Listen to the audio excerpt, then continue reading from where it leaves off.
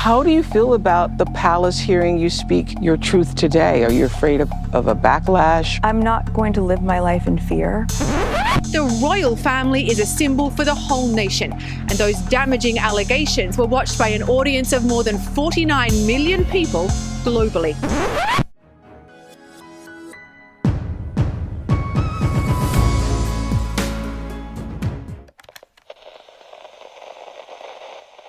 Hey guys, and welcome back to Exposing SMG. I don't even know where to begin. Alright, so Meghan Markle and Prince Harry's interview on Oprah was explosive, to say the least. If you guys want the full detailed breakdown of everything that was exposed in that interview, I'll link my article in the description box. And by full detailed breakdown, I mean everything.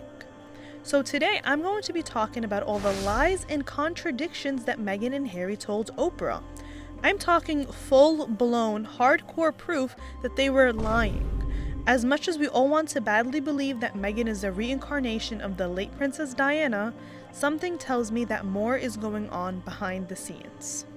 This Oprah interview seemed to be one big vengeful attempt at getting back at the royal family. It was full of open-ended responses and a narrative that painted Meghan as a victimized orphan. I'm not kidding. She was literally on tour with people who aren't even nearly as fortunate as her, but is on record saying, "Well, nobody asked me if I was okay." Girl, you're in Africa. There's just so much to talk about here, so let's discuss. Before I start, I want to state that I am in no way belittling or taking away from any racism that Meghan has faced.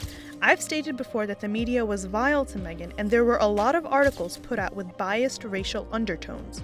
I don't think anyone has a right to tell a biracial woman, "No, you can't feel this way about your experiences," especially in today's climate. However, I am putting Meghan up to the standard that I put any celebrity up to, and both her and Harry have to answer for the twisted lies they spewed with Oprah. So here are the things that just don't make any sense. This is probably the most controversial, so let me start with that. Number 1. Archie didn't get the title of a prince because he's black. Meghan claimed that the title of prince was Archie's birthright. That's inaccurate. Conventions were put in place over a century ago by the Queen's grandfather, George V, which stated that only children and grandchildren of the sovereign had the automatic right to the Her or His Royal Highness title, or Prince and Princess.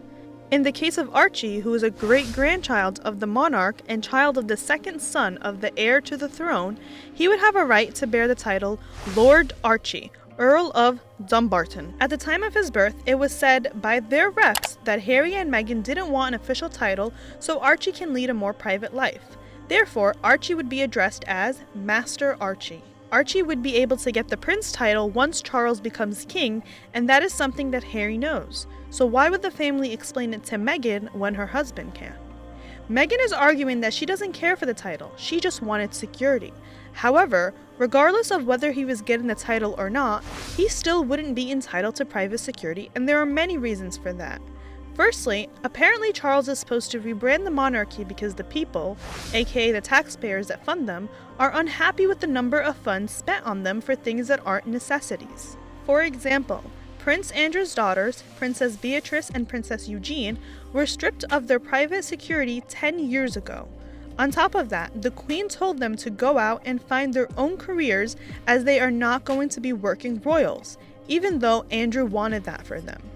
Usually, the working royals are the more relevant family members. The Daily Mail called both Beatrice and Eugenie losers back in 2011 and that they didn't need private security. Andrew's argument that they should have security failed because their cousin, Zara Phillips, the daughter of Princess Anne, also has no protection. The Queen's youngest son, Prince Edward, also known as the Earl of Wessex, his kids are titled by Lady or Viscount.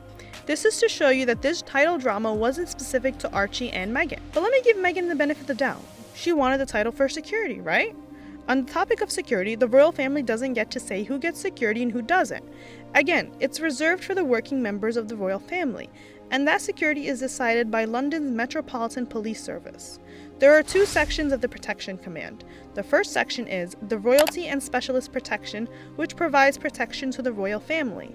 And the second section is the Parliamentary and Diplomatic Protection, which provides uniform security to government buildings, officials, and diplomats.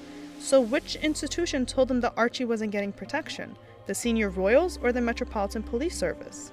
Even if Archie got the title, he still wouldn't be granted private security. Obviously, this is something that Meghan and Harry could have fought for just as Andrew did, but they didn't. In short, Archie wasn't automatically entitled to the prince title since he is not a child of a future monarch. Being a prince or princess does not automatically mean royals have police protection. Under the law, he would have gotten the prince title if Charles were to become king, and there is no factual evidence that anything was changed because of Archie. Number 2. Meghan claiming that she didn't know anything about the royal family and that she went into everything naively. Meghan. If anyone listening wants to buy the lie that she doesn't know who one of the oldest reigning monarchies are, then okay, that's fine. But how come one of Meghan's childhood friends came out to say that she was fascinated by the royal family and that she had books on Princess Diana? A different source even said that she researched until she found Diana's favorite perfume and that she wore it on the first couple of dates with Harry. Several sources have said that she is obsessed with Diana. Also, it's not believable that she didn't research them and that she didn't Google Prince Harry. Sure, Jan. Number 3. The story that Meghan Markle made Kate Middleton cry was actually false, and it was the other way around.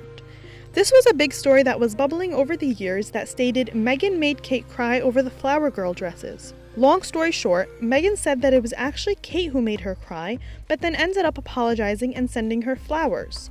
However, Finding Freedom, aka the book that Meghan was exposed for giving information to, stated that there was actually no fight and it was just stress between Kate and Meghan. So which is it, Meghan? So what is the truth? Number 4. Not being protected in the tabloids. Meghan spoke a lot about how nobody protected her in the tabloids and how much the press affected her.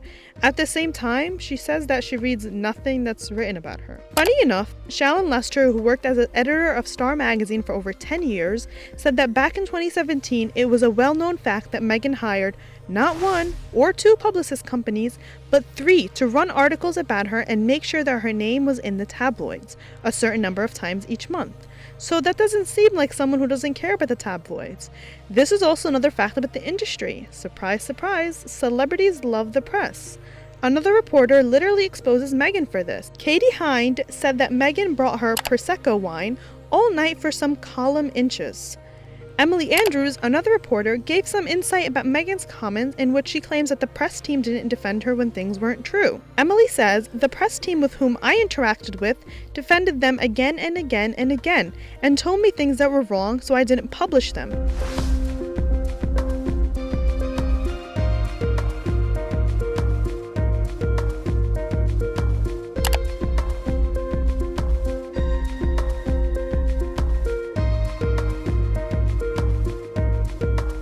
Meghan is coming after people who actually have facts, and it's like she's trying to discredit every single media outlet, but the truth is, Meghan wanted her name in the tabloids, and it says a lot when people are coming out to speak against her. Number 5.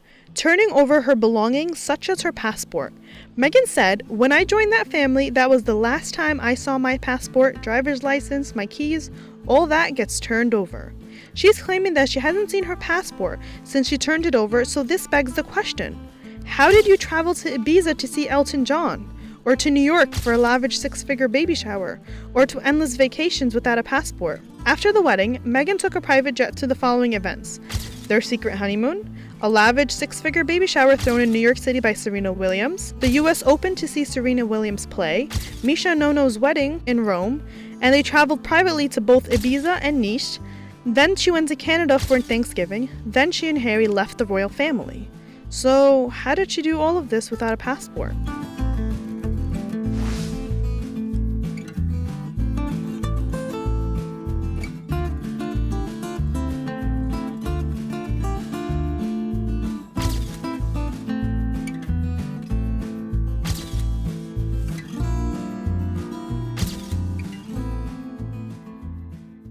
Number 6. Claiming that they had no security when they departed. As I discussed in the beginning of the video, private security is given for working royals. There is no need for you to waste the taxpayers' money if you're not working royals. Meghan and Harry claimed that they were cut off and they had no security when they first left the royal family. However, Harry's father, Prince Charles, was actually funding their security, and it's said that he reportedly gave them $2.5 million. At the time, a royal source said Charles has agreed to pay a private contribution to Meghan and Harry. Also, there were photos showing them having security in the US and Canada. Matter of fact, their security officers said they were fed up with them because they were treating them like assistants. A royal source said they are close protection officers and should be sticking solely to close protection rather than running errands. The staff was pictured getting Meghan and Harry coffee and sandwiches. So why the lies about not having security as soon as they arrived and not being funded by Charles? Number 7. Claiming that they were denied mental health treatment. Meghan spoke about how she was having thoughts of ending her life, and both her and Harry were in a mental health crisis. They both spoke a lot about how the institution declined them any help and said that they didn't want it to reflect badly on the palace. Both Meghan and Harry made it seem as if no royal in the history of the royal family ever sought out treatment, nor were they allowed to. However, there were more than enough examples. Diana was seeking treatment for postpartum depression, bulimia, and marital problems. In her 1995 interview, she said, "I received a great deal of treatment." Prince Charles also attended therapy sessions with a doctor for 14 years after seeking help in the early years of his marriage. Prince Harry even started going to therapy at the age of 12 to deal with the loss of his mother. In 2017, he said, "I have probably been very close to a complete breakdown on numerous occasions, when all sorts of grief and all sorts of lies and misconceptions and everything are coming to you from every angle." Then at age 28, he saw a therapist more than a couple of times with the help of his brother William. Princess Margaret reportedly suffered a nervous breakdown during her divorce, and she got treatment for depression with a psychiatrist. James Middleton, Kate's younger brother, opens up about undergoing a year of cognitive behavioral therapy for depression. He said that every member, including Kate, attended the sessions with him. Another thing that was brought up was the fact that Meghan handpicked her medical team for Archie's delivery in 2019. So how was she given that power, but not the power to talk to a therapist?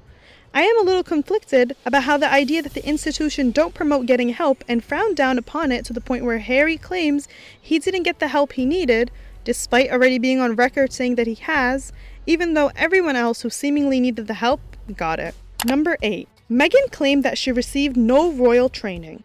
Meghan claimed that nothing was offered to her to teach her anything about royal life and that nobody prepared her. She said that she had to Google things at night because no one helped her. This is a blatant lie because Samantha Cohen was hired to be in charge of her royal training. That is, before she quit. It's also important to note that Samantha Cohen was not just hired for Meghan. She had been the Queen's own assistant private secretary for 17 years, and then she retired. The Queen then asked her to please come out or postpone her retirement in order to help Meghan adjust and guide her for an initial period. In Finding Freedom, the opposite was also written. The authors wrote, Meghan, an avid learner studying all she could on royal protocol, was often seen carrying binders full of research so she didn't put a foot wrong. She took her new role incredibly seriously. That day was different though. She was getting a royal master class in training from the Queen herself. So what is the truth? That's all I have for you today. I really want to know what you guys think about their interview and all these lies. I just don't understand why they would lie on national television like this. Did they believe that no one would fact check? Make sure to check out some of the articles down in the description box if you're interested in more information. Be sure to like and subscribe for more. As always, thanks for watching, and I'll see you next time.